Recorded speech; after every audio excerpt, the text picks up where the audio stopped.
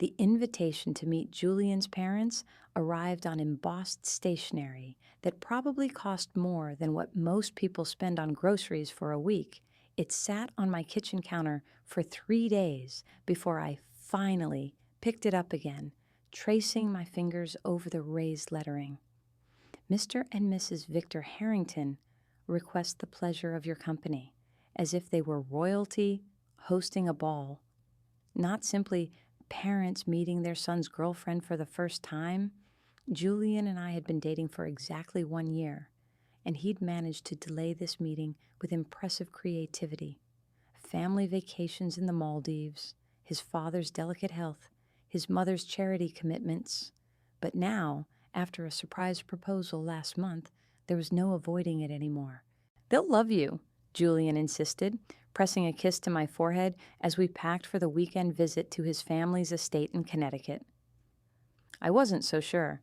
Julian Harrington came from old money, the kind of wealth that had its own Wikipedia page, the kind that had buildings named after it at Ivy League universities, the kind that had been accumulated over generations, passed down like precious heirlooms, along with the family silver and expectations of suitable marriages.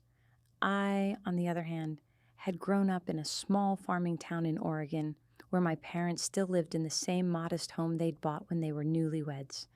At least, that was what Julian believed. "What are you thinking about?"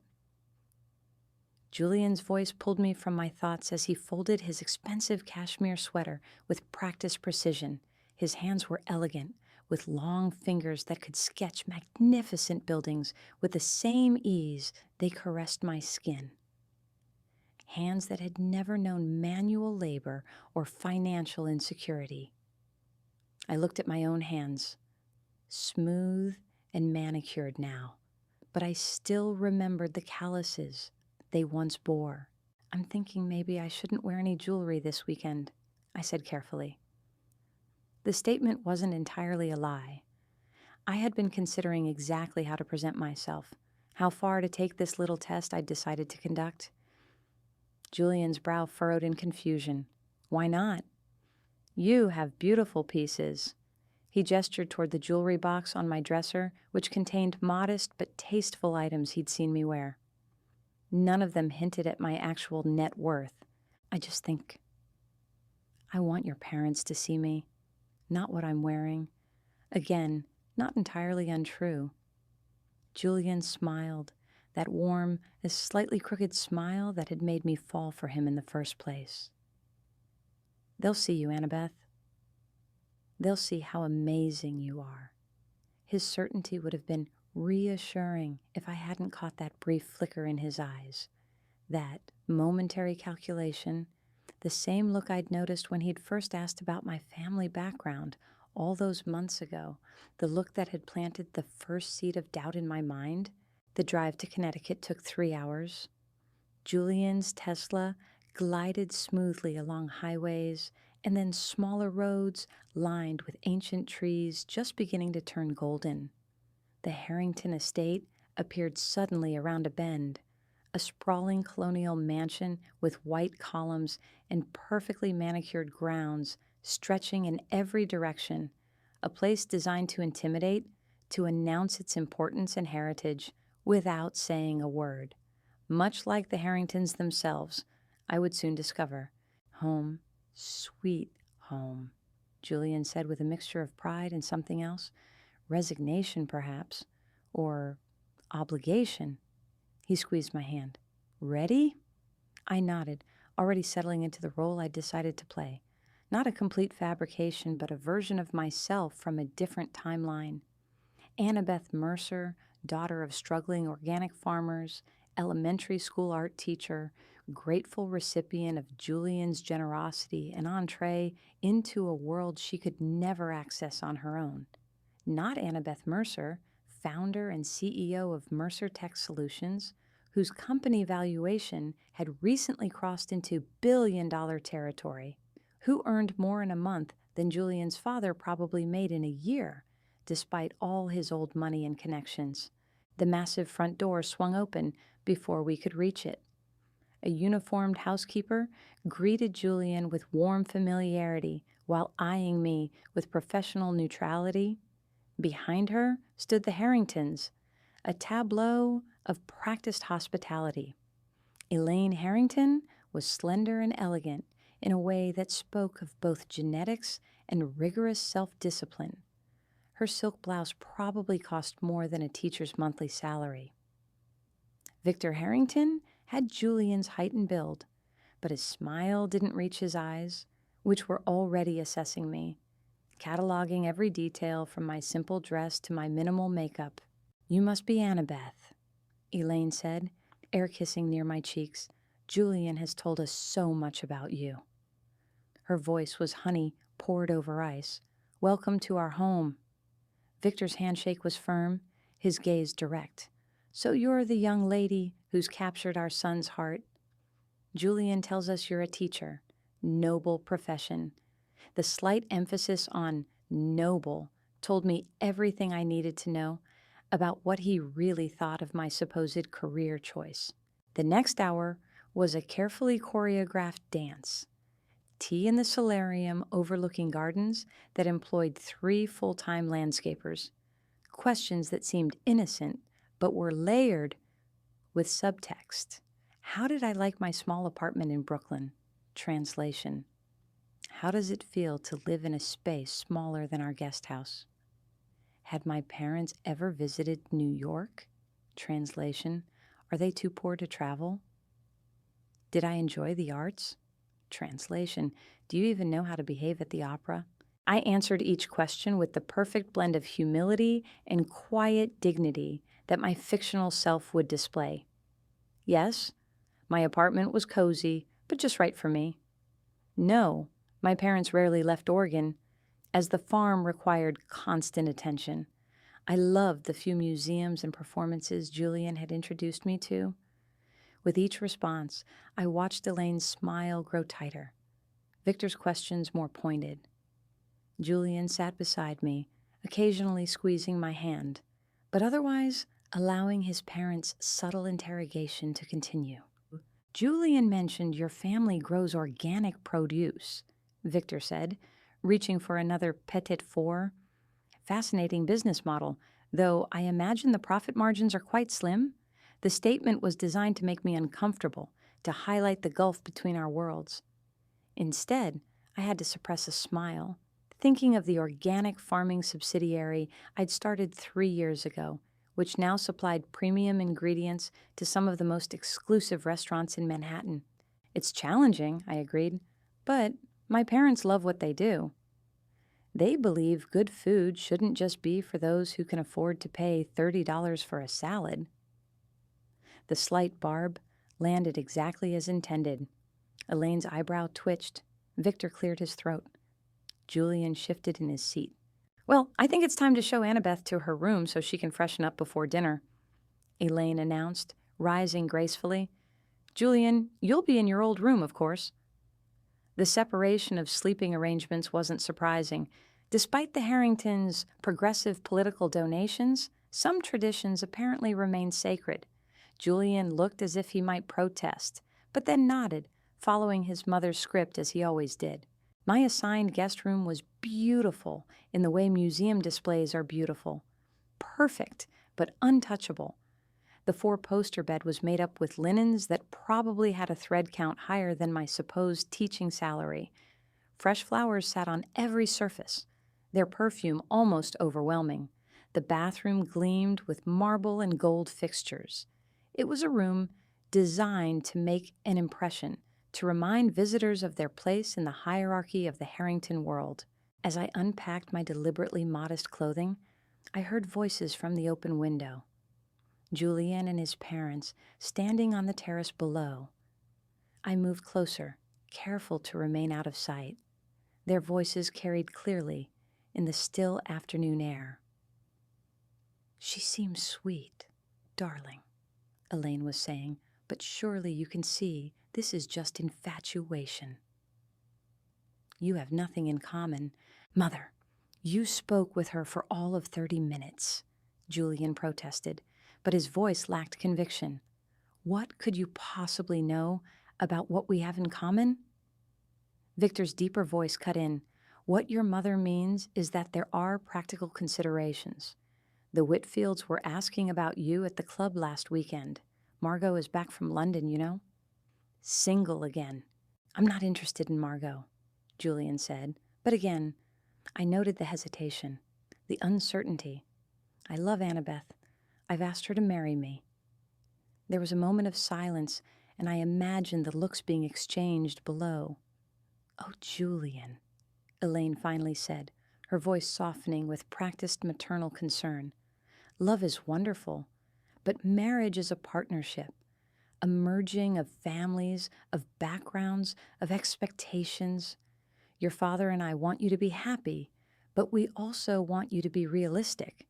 What your mother is trying to say, Victor continued, is that this girl comes from nothing. Farmers, for God's sake. Do you honestly see her hosting charity galas, sitting on boards, navigating our social circle? She'll be miserable, and eventually so will you. I should have been angry. I should have been hurt. Instead, I felt a strange sense of calm settle over me. This was exactly why I decided to test Julian and his family, to see if the world he came from could ever accept someone they perceived as beneath them, to see if Julian himself truly loved me, or just the idea of rebelling against his privileged upbringing by slumming it with a simple girl. She's not like that, Julian was saying, but his defense sounded weak even to my ears. She's intelligent, kind. She doesn't care about money or status. Victor laughed, a short, sharp sound devoid of humor. Everyone cares about money, son. Especially those who don't have it. Mark my words, if you marry this girl, she'll be redecorating this house and spending your inheritance before the ink is dry on the marriage certificate. Elaine made a soft sound of agreement. I'm just concerned she's using you, darling. A handsome, successful architect from a good family? You're quite a catch. I waited for Julian's passionate defense, for him to tell his parents they were wrong, that they didn't know me at all. Instead, there was a long pause, and then, maybe we should include Margot in the dinner party tomorrow night. Just to be friendly. My heart didn't exactly break at his words. It was more like watching a crack form in fine porcelain, something that had appeared solid, revealing its underlying fragility. In that moment, I knew that the next 24 hours would determine everything about our future. Dinner that evening was excruciating in its formality. The dining room could have comfortably seated 20, but the four of us sat clustered at one end of a table, long enough to host a medieval banquet. Crystal glittered under chandelier light. Silver service reflected distorted images of our faces. The conversation was carefully curated to highlight my outsider status. References to people I couldn't possibly know. Inside jokes from Julian's childhood. Questions about art and politics that were framed to catch me in ignorance. Julian tells us you've never been to Europe, Elaine said, signaling the uniformed server to refill her wine glass. You simply must see Paris in the spring. The Harringtons have been going for generations. I smiled, thinking of the apartment I owned near the Jardin du Luxembourg, where I had spent 3 months last year closing a major European acquisition. I'd love to travel more, I said simply. My circumstances haven't allowed for it. Such a shame, Elaine murmured, exchanging a meaningful glance with her husband. Travel is so educational, broadens one's horizons. Victor nodded sagely. The Harrington Foundation sponsors several study abroad programs. Perhaps we could arrange something for you. The condescension was so thick I could have spread it on the artisanal bread, sitting untouched on my plate. They were already planning how to improve me, to shape me into someone they might grudgingly accept. Julian shifted uncomfortably beside me, but said nothing to challenge his parents' thinly veiled insults. Instead, he changed the subject to safer territory. His current architectural project, a luxury high-rise in Manhattan that would bear the Harrington name. As he spoke, I watched his transformation. In this house, he wasn't the Julian I knew. The man who could spend hours discussing obscure films, who laughed with genuine delight at small wonders, who listened to my opinions with real interest.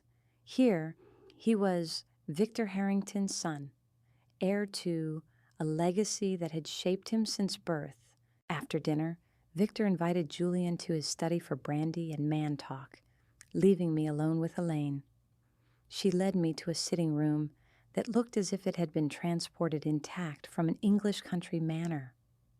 "Julian seems quite taken with you," she said, settling gracefully onto a brocade sofa. "It's sweet, really."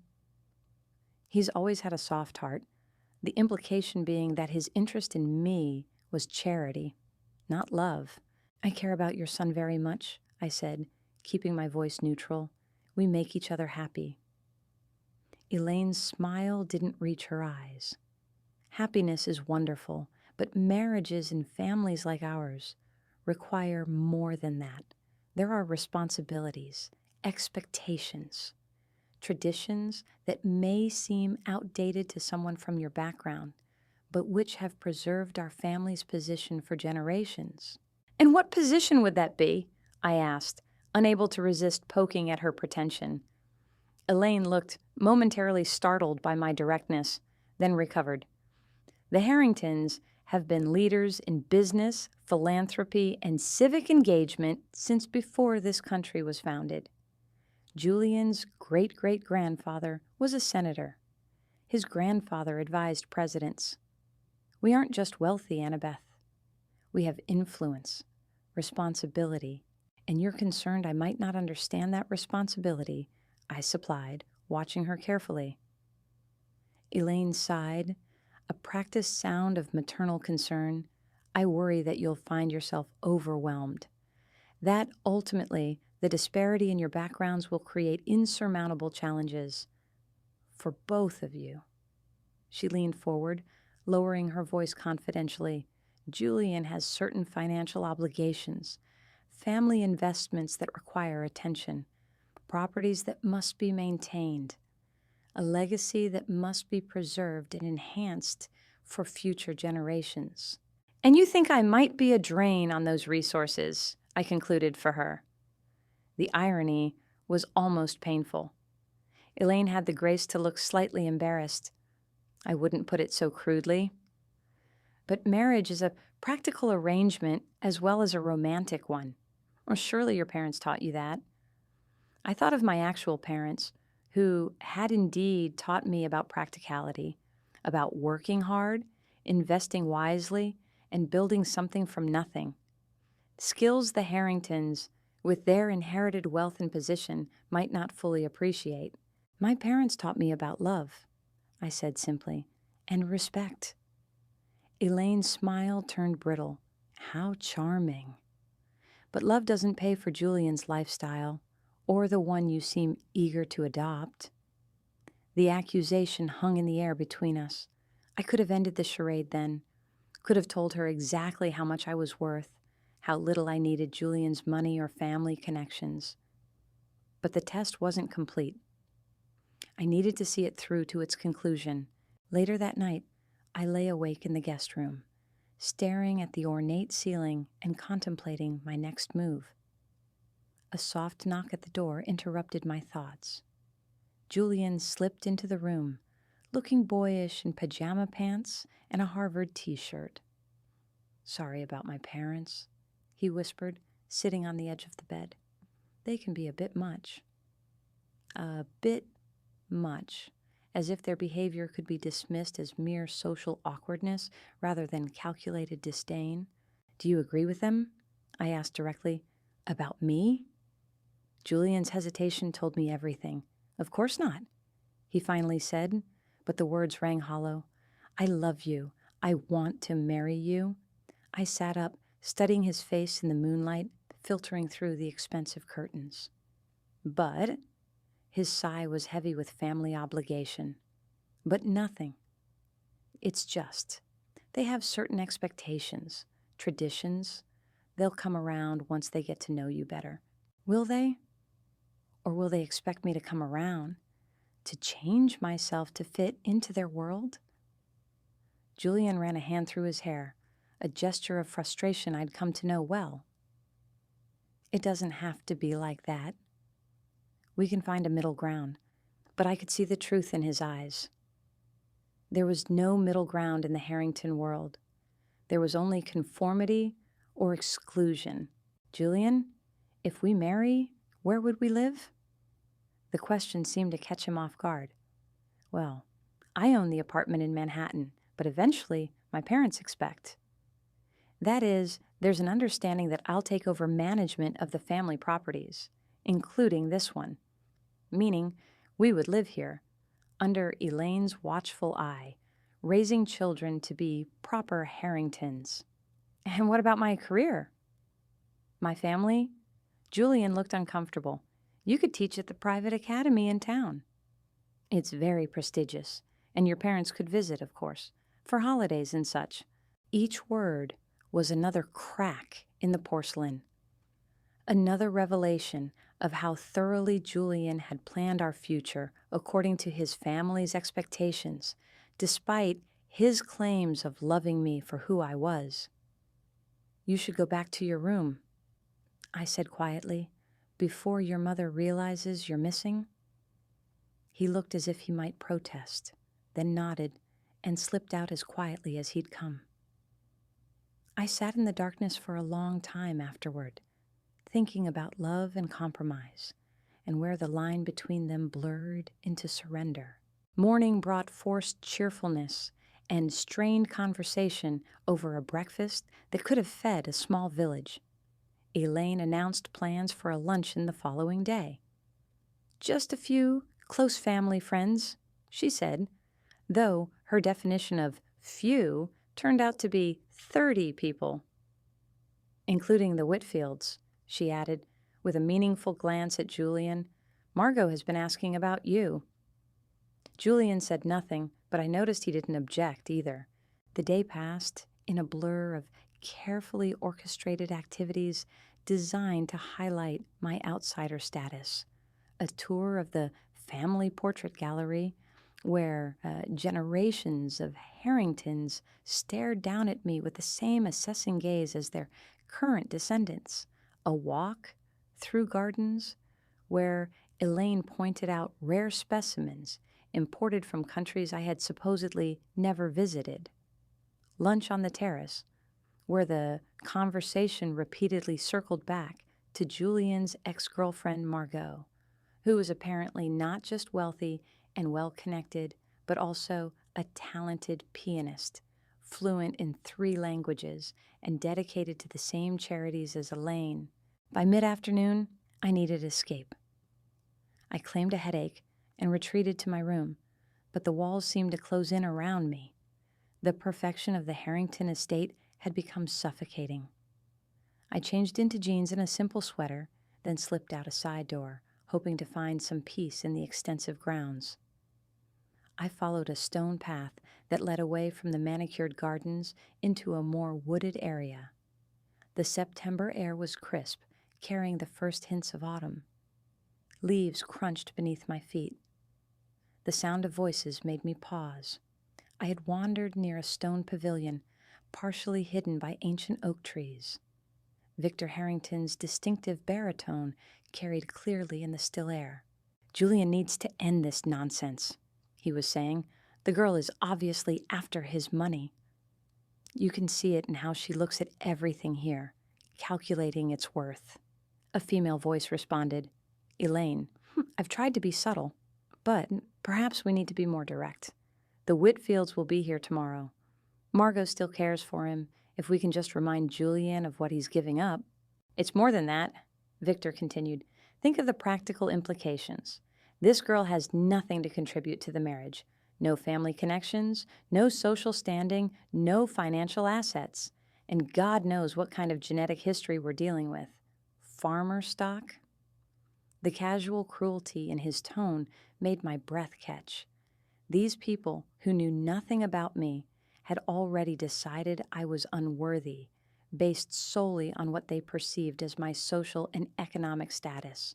Victor, Really? Elaine admonished, though her tone held more concern for his bluntness than disagreement with the sentiment. All I'm saying is that Julian needs to think of his future. Of his children's future. We've worked too hard maintaining this family's position to watch him throw it away on some gold-digging country girl who probably sees him as her lottery ticket. I had heard enough, more than enough. But as I turned to leave, a twig snapped beneath my foot. The conversation in the pavilion stopped abruptly. "Who's there?" Victor called out. I considered running, but decided against it. This confrontation was inevitable. I stepped forward, emerging from behind the trees to face Julian's parents. Victor looked momentarily taken aback, then his expression hardened. Elaine, at least, had the grace to look embarrassed at being caught speaking so callously about her son's fiancé. "Annabeth," she began, but I held up a hand to stop her. "Don't bother," I said, surprised by the steadiness of my own voice. I heard everything I needed to hear. Victor drew himself up, preparing to defend their position, or perhaps dismiss me entirely. But before he could speak, I did something that clearly shocked them both. I laughed, not a bitter laugh or an angry one. A genuine laugh born of the absurdity of the situation. The irony was simply too perfect. "You find this amusing?" Victor demanded, his face flushing with anger. I composed myself, though a smile still played at the corners of my mouth. "I find it illuminating," I replied, "and educational. Thank you for being so honest about your feelings. It makes my decision much easier." I turned to leave, but Elaine called after me. "What decision?" "What are you going to tell Julian?" I looked back at them. This power couple who believed their wealth and status gave them the right to judge others, to decide who was worthy and who wasn't. "The truth," I said simply, which is apparently something in short supply around here. I walked away, leaving them standing in their perfect pavilion, in their perfect garden, surrounded by generations of privilege that had blinded them to seeing people as anything but assets or liabilities. I returned to the house to find Julian in the library, examining architectural plans spread across an antique desk. He looked up as I entered, his smile fading as he registered my expression. "What's wrong?" Did something happen? I sat in the leather chair across from him, suddenly exhausted by the pretense. "I just had an interesting conversation with your parents," I said. Or rather, I overheard one. Julian's face paled. "Annabeth, whatever they said, they don't know you like I do." But even as he spoke, I could see the conflict in his eyes, the pull between the man he wanted to be and the son he had been raised to be. "No, they don't know me," I agreed. "But I'm beginning to wonder if you do either." I leaned forward, studying the face I had come to love over the past year. "If we get married, will you expect me to change? To become the kind of woman who fits into your family's world?" "I love you for who you are," he insisted, but then qualified, "though we all have to make compromises in marriage." There it was, the admission that despite his claims to the contrary, he did expect me to conform, to adapt, to become less myself and more a Harrington. "Julian, do you actually know who I am?" The question seemed to confuse him. "Of course I do." "You're Annabeth. You teach art to elementary school children. You grew up on a farm in Oregon. You love old movies and hate cilantro and snore a little when you're really tired. All true details, but surface ones. Nothing about my ambitions, my values, my strengths. And is that enough for you?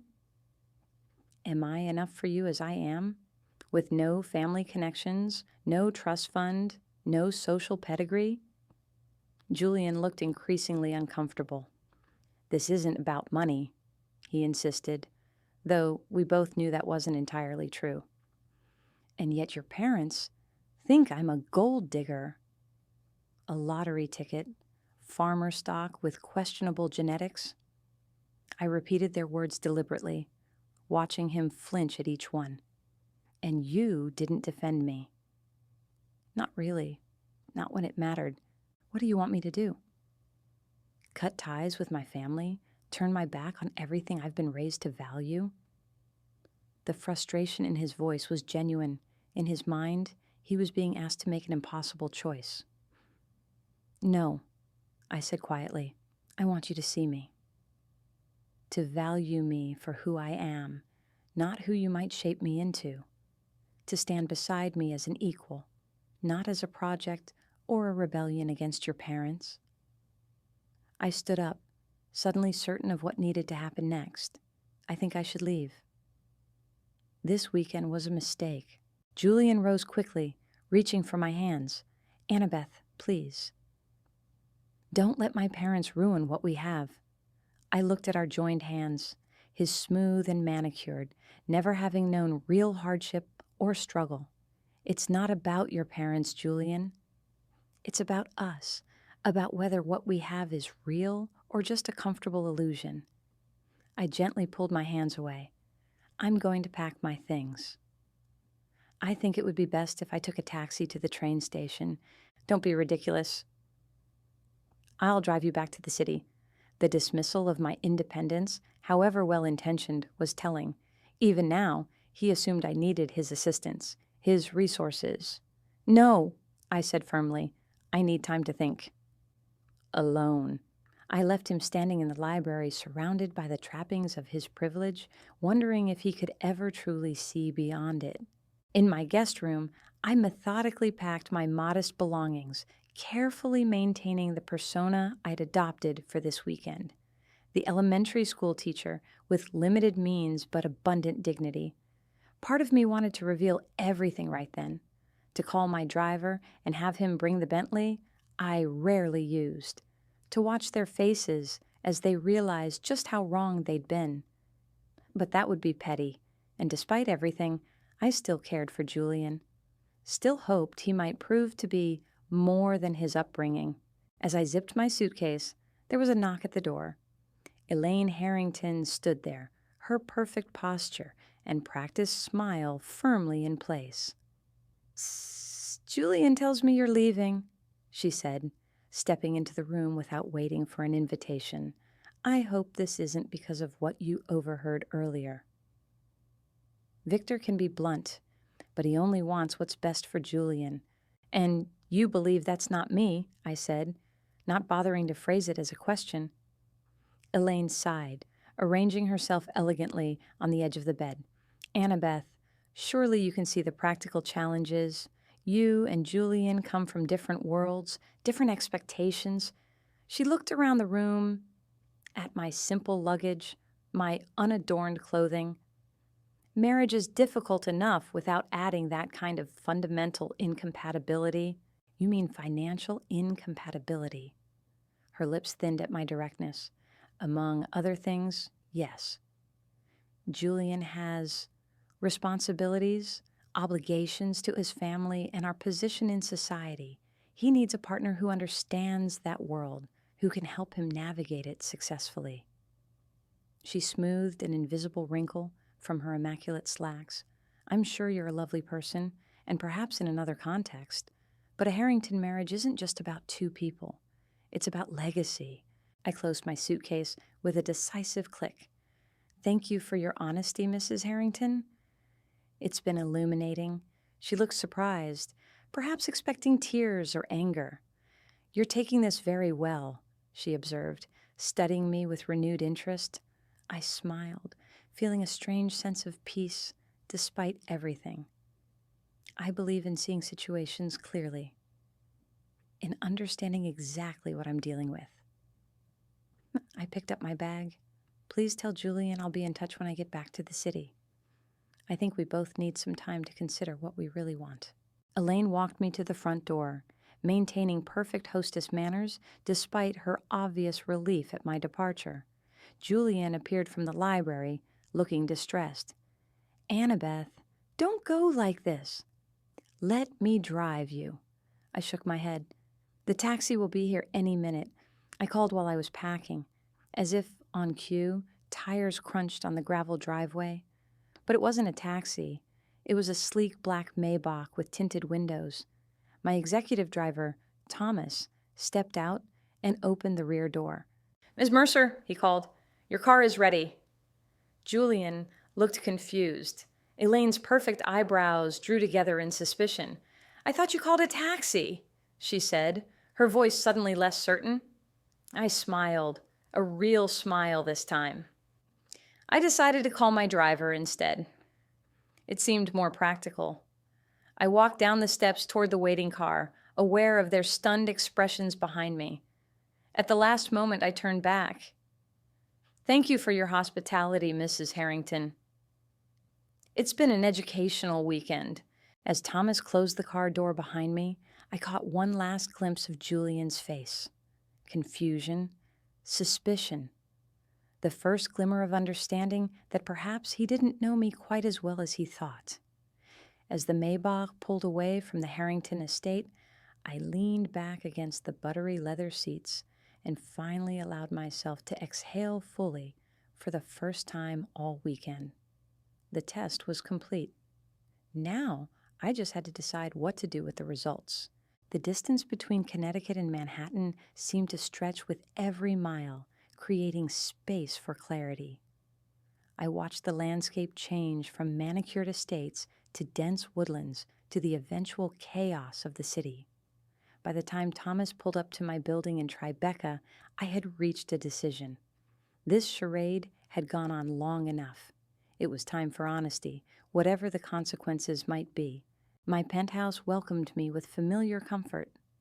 Floor-to-ceiling windows showcased the Manhattan skyline, the city lights beginning to twinkle as evening approached.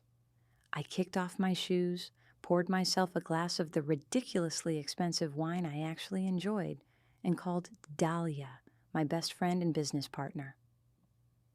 "How was the weekend with the aristocracy?" she asked by way of greeting. I could hear the bustle of our Tokyo office in the background. Dahlia never really stopped working, even on Sundays. "Educational," I replied, sinking into my sofa. "They're exactly what I expected." Old money, old values, old prejudices. Dahlia's laugh was sharp and knowing. "And the boyfriend? Did Prince Charming defend your honor?" I sighed, swirling the wine in my glass. "He tried, in his way. But he's more product of his environment than he wants to admit." I told her about the weekend, about the subtle and not so subtle insults, about Julian's failure to truly stand up for me. "So what now?"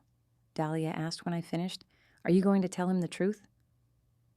That you could buy his family's precious estate with 1 month's earnings and still have change left over?" I considered the question. "I think I have to. This relationship can't go forward based on a lie, even a lie of omission." Dahlia was quiet for a moment. "And if he's angry, if he feels deceived, then he's not the man I thought he was," I said simply. "This was never about the money. It was about seeing who he really is when faced with someone he believes comes from nothing." After hanging up, I sent Julian a text asking him to come to my apartment the following evening. We needed to talk, I said, in person, about everything. His reply came almost immediately. "Of course. I'm so sorry about this weekend. I love you." Those 3 words, which had once made my heart race, now left me feeling hollow. Did he love me? Or the idea of me? The carefully edited version I'd presented to him? By this time tomorrow, I would know for certain. And with that knowledge would come the power to make a decision about our future. If we even had one. Julian arrived at my penthouse precisely at 7 the next evening. I watched through the security monitor as he stood in the lobby, looking up at the building with renewed curiosity. My doorman, Carlos, who had known me for years, escorted him to the private elevator that opened directly into my apartment. I could imagine Julian's confusion growing with each luxurious detail he encountered.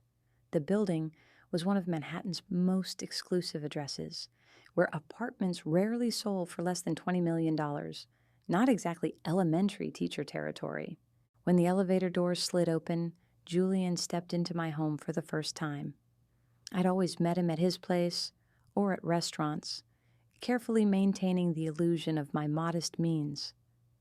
Now he stood frozen, taking in the expansive space with its museum-quality art collection, custom furnishings, and the floor-to-ceiling windows showcasing a panoramic view of the city that even the Harringtons couldn't buy. "Annabeth," he said slowly, his eyes moving from the Rothko on one wall to the antique Japanese screen on another. "What is this?" "Whose apartment is this?" I gestured for him to follow me into the living room, where I had wine breathing in a crystal decanter. Not the mid-range bottles we usually shared, but a Chateau Margaux that cost more than my fictional monthly salary. "It's mine," I said simply, pouring 2 glasses. "This is my home, Julian." "The real one."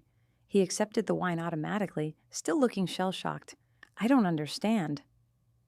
"You're a teacher. Your parents are farmers in Oregon." I sat on the sofa, tucking one leg beneath me in a posture of casual confidence that felt more natural than the careful humility I'd been projecting for a year. "My parents did grow up on farms." "That part is true. But they left that life behind decades ago when they started Mercer Agricultural Technologies. They revolutionized irrigation systems for drought-prone regions." I watched understanding slowly dawn on his face. "You've heard of them?" "Mercer AgTech," he said faintly. "They're worth billions."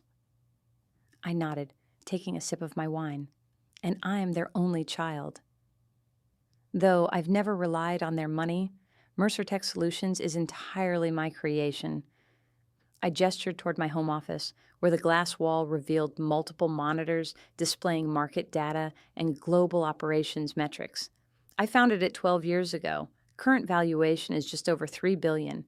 I typically earn between $250,000 and $300,000 monthly." Julian set his untouched wine on the coffee table with a hand that wasn't quite steady. "You lied to me." "For our entire relationship.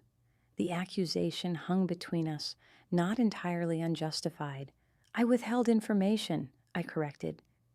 "Just as you did when you downplayed your family's expectations. When you failed to mention that they consider themselves American royalty with a bloodline to protect." His face flushed. "That's different."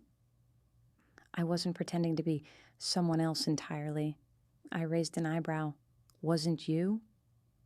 The Julian I met was supposedly independent, open-minded, unconcerned with status or family approval.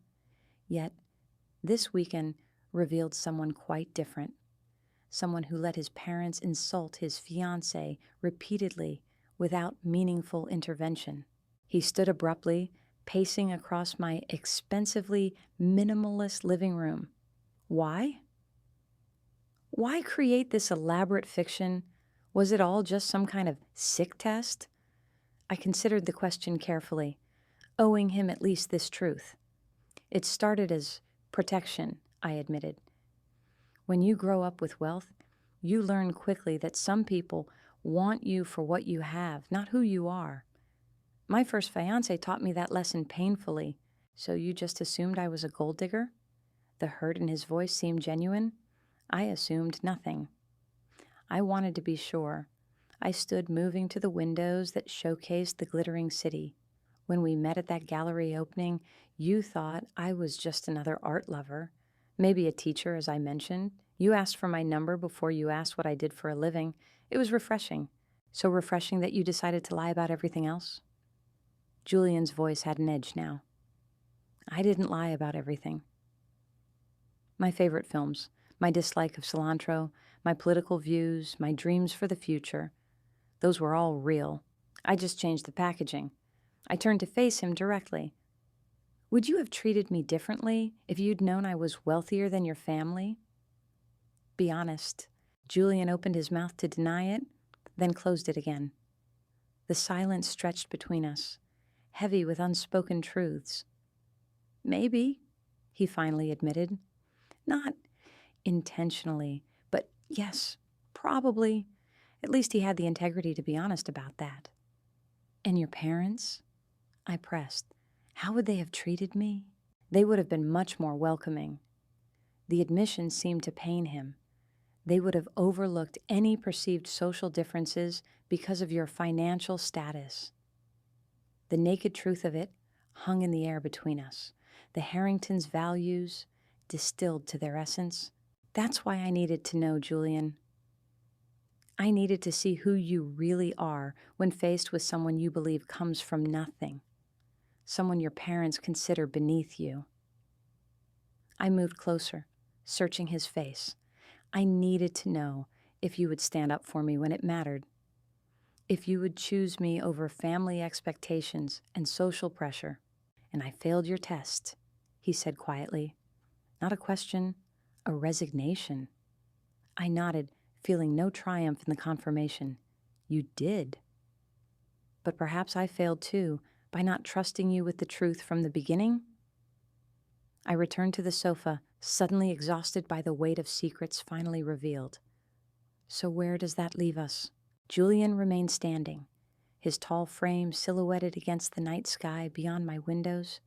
He looked lost, adrift between the man he wanted to be and the man he had been raised to be. I don't know, he said honestly.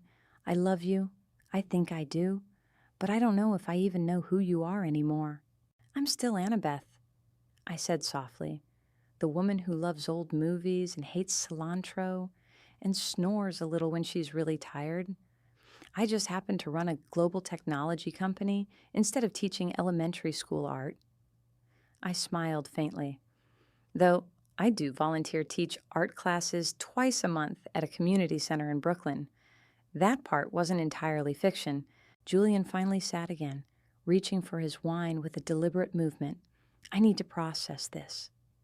He took a long sip, then set the glass down carefully. You must think I'm pathetic. The way I let my parents dictate my life. The way I couldn't stand up to them. There was no self-pity in his voice, just clear-eyed assessment. I think you're a product of your upbringing, as we all are. The question is whether you want to evolve beyond it. I leaned forward. Julian, if you had known the truth about my financial situation from the beginning, would you have fallen in love with me? Or would you have seen me as just another suitable match that would please your parents? His silence was telling. I'd like to think I would have seen you for who you are, he finally said. But I honestly don't know. And that bothers me more than your deception. He stood again, moving restlessly. I need time to think. About us, about who I want to be, about what I really value. I nodded, respecting his honesty, if nothing else. Take all the time you need. I walked him to the elevator, our goodbye awkward and strained. As the doors closed between us, I wondered if I'd just witnessed the end of our relationship or merely its transformation into something new and untested. The answer came 3 days later, not from Julian directly, but from the society pages of the New York Times. A small item, easily overlooked unless you were looking for it. Julian Harrington, son of Victor and Elaine Harrington, was seen dining with Margot Whitfield at Le Bernardin last evening. Sources close to the family suggest the longtime friends may be rekindling their former relationship following Harrington's recent breakup. I stared at the words on my tablet screen, feeling a curious numbness rather than the pain I'd expected. Julian had made his choice, returning to the safe harbor of family approval and social compatibility. Part of me had known he would. The test had revealed not just his character, but the inevitable trajectory of our relationship. We might have married, might have even been happy for a time, but eventually, the pull of his upbringing would have reasserted itself. Better to know now than years and children later. Dahlia found me on the terrace that evening, staring out at the sunset with a glass of scotch in hand. "I saw the article," she said, settling into the chair beside me. "Are you okay?" I considered the question, examining my feelings with the same analytical precision I brought to business decisions. "I'm disappointed," I admitted. "Not heartbroken, but disappointed. In him, in myself, for hoping he might be different." Dahlia reached over to squeeze my hand. Some people can't break free of their programming, no matter how much they might want to. The Harringtons of the world raise their children to value certain things above all else. Continuity, legacy, status. And what did my parents raise me to value? I asked, more to myself than to her. Dahlia smiled. Independence, critical thinking, self-reliance, the conviction that who you are matters more than what you own. She leaned back, studying me. "Maybe that's why you and Julianne were doomed from the start. Not because of money, but because of fundamentally different value systems." A week passed, then 2. I threw myself into work, finalizing a major acquisition in Singapore that required my full attention. The engagement ring Julian had given me sat in a drawer, neither returned nor worn. I wasn't quite ready to close that door completely, though logic told me it was already shutting. Then, on a rainy Tuesday morning, Julian appeared in the lobby of my office building. My assistant, Mira, buzzed me with uncharacteristic uncertainty. "Ms. Mercer, there's a Julian Harrington here to see you. He doesn't have an appointment, but he's very persistent." I hesitated, then nodded. "Send him up." Julian looked different.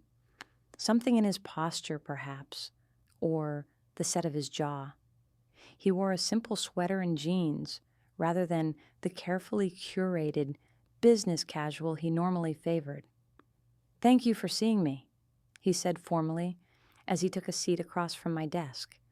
My office, with its sweeping views and obvious power position, seemed to unnerve him slightly. "What can I do for you, Julian?" I kept my tone professional, protective. He straightened in his chair.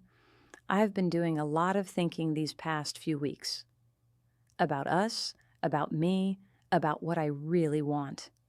I waited, giving him space to continue. "I had dinner with Margot," he admitted. "I'm sure you saw the article." I did. I kept my face neutral, though something inside me tightened at the confirmation. Julian nodded, accepting this. It was illuminating. We spent the entire evening talking about portfolio diversification and which board positions would be most advantageous for my career. Not once did she ask what I was passionate about, what made me happy, what I dreamed of creating. I said nothing, watching him work through thoughts that seemed difficult to articulate. "I realized something important that night," he continued. "I've spent my entire life following a script written by my family. Excel academically, attend the right schools, join the right clubs, date the right people, build the right career." He leaned forward. "And I've been good at it. Very good. But I've never stopped to ask if it's what I actually want." "And is it?" I asked quietly. Julian's laugh held no humor. "No, not even close. I became an architect because I love creating spaces that move people, that make them feel something. But I've spent the last 5 years designing soulless luxury developments for my father's investment group." He ran a hand through his hair. "I've let them dictate every aspect of my life, including who I should love." I felt my professional mask slipping, genuine curiosity taking its place. "What are you saying, Julian?" He met my eyes directly. "I'm saying I failed your test because I was still trying to be the perfect Harrington son. But these past weeks have shown me how empty that path is, how limiting." He took a deep breath. "I told my parents I won't be taking over management of the family properties. I'm starting my own architectural firm, focusing on sustainable community projects." "That's quite a change," I said carefully. Julian nodded.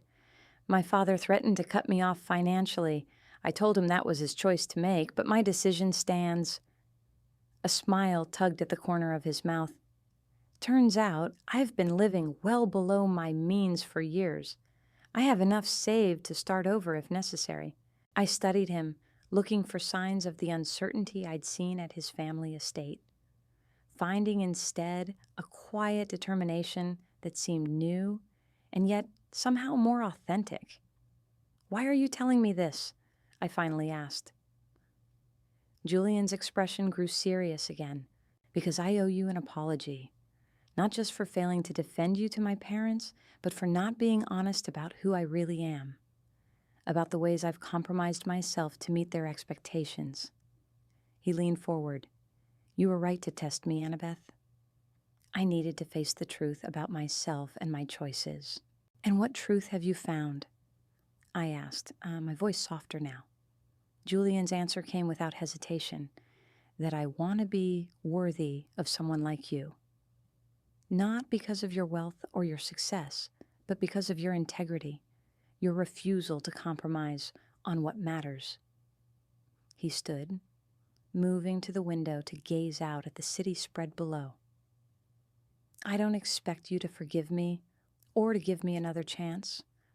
I just wanted you to know that your test, painful as it was, may have been the most valuable lesson of my life." I joined him at the window, standing close enough to sense his presence but not touching. "What would you do differently? If we could start over?" Julian turned to face me, his expression open and vulnerable in a way I'd never seen before. "Everything," he said simply. "I would introduce you to my parents as the remarkable woman you are. And if they couldn't appreciate you, that would be their loss, not mine. I would share my doubts and fears instead of hiding behind family expectations. I would be brave enough to chart my own course, even if it meant disappointing people I've spent my life trying to please." The sincerity in his voice touched something in me, some part that had been holding back, protecting itself. "That sounds like a man I might like to know," I said quietly. Julian's smile was cautious, hopeful. "I'd like the chance to be that man. To start over, honestly this time. No tests, no pretense. Just two people seeing each other clearly. Starting over would mean letting go of the past," I pointed out, "the good and the bad. Are you prepared for that?" Julian nodded, his certainty visible. "I am." "Are you?" The question hung between us, a challenge and an invitation. 6 months later, I stood in the humble farmhouse kitchen where my parents had raised me, watching Julian help my father perfect his sourdough technique. The two men had developed an unexpected bond over their shared love of creating things with their hands. My mother caught my eye from across the room, her smile knowing and warm. "He's not what I expected when you told me about the Harrington heir," she said quietly as we set the table for dinner. "He's better." I nodded, watching Julian laugh at something my father said, flour dusting his expensive sweater. "He's becoming the man he always wanted to be," I replied, "not the one his family demanded." The small farmhouse in Oregon was a far cry from the Harrington estate, but Julian had embraced this part of my history with genuine interest and respect. He'd spent hours listening to my parents' stories about building their company from nothing, asking thoughtful questions about the technologies they'd developed, the challenges they'd overcome. "And what about his parents?" my mother asked, her protective instincts never quite dormant. "Have they come around?" I arranged the silverware with careful precision. "They're adjusting. Victor has accepted that Julian won't be taking over the family business. Elaine has accepted that I'm not going anywhere." I smiled wryly. The fact that I outrank them on the Forbes list has made that pill slightly easier to swallow. My mother laughed, the sound bright in the cozy kitchen. "Money always talks, even to people who pretend it doesn't matter." She glanced at Julian again, her expression softening. "But that's not why he's here, is it?" I shook my head, watching the man who had chosen me over family expectations, who had found the courage to remake himself according to his own values rather than inherited ones. No, I said softly. He's here because he finally understands that true wealth has nothing to do with bank accounts or family names. Julian looked up then, catching my gaze across the room. His smile, warm and genuine, held a promise kept rather than words merely spoken. In that moment, I knew with absolute certainty that I'd found something far more valuable than the validation I'd initially sought. I'd found a partner who had the courage to grow, to change, to become more fully himself. And in witnessing his transformation, I had discovered new depths in myself as well. My father emerged from the pantry with a bottle of champagne, dust still clinging to its label. "I've been saving this since we signed our first major contract," he announced. "Seemed like the right occasion to finally open it." Julian caught my eye again, his expression questioning. I nodded slightly, giving him permission for what we'd discussed earlier. "Actually," Julian said, taking the bottle from my father with careful reverence, "if you're willing, I'd like to save this for an even more special occasion." He set the champagne aside and reached for my hand. "I was hoping to ask for your blessing first." My mother's hand flew to her mouth, her eyes already glistening. My father's weathered face broke into a broad smile. "You have it, son," he said without hesitation. "You've earned it." Julian's relief was palpable, his gratitude genuine. Not the practiced social grace of a Harrington, but the authentic emotion of a man who understood the true value of what he was being given. Later that evening, as we walked along the creek that bordered my parents' property, Julian asked me again, not with the grand gesture and flawless diamond of his first proposal, but with simple words spoken from the heart. I said yes, not to the Harrington heir with his legacy and connections, but to the man who had found the courage to become his authentic self, even when that path led away from everything familiar and secure. The test I'd created had revealed uncomfortable truths about both of us, about my own trust issues, my need for validation, my judgment of his world, even as I criticized him for judging mine, about his struggle to break free from family expectations, to define himself beyond the narrow confines of his upbringing. Neither of us had emerged perfect, but we had emerged honest, willing to see our flaws and work to overcome them. "You know," Julian said as we made our way back toward the warmth of the farmhouse, "my mother asked the strangest thing when I told her we were back together." I raised an eyebrow, curious. She wanted to know if you really make $300,000 a month, or if that was an exaggeration. I laughed, shaking my head at the predictability. "What did you tell her?"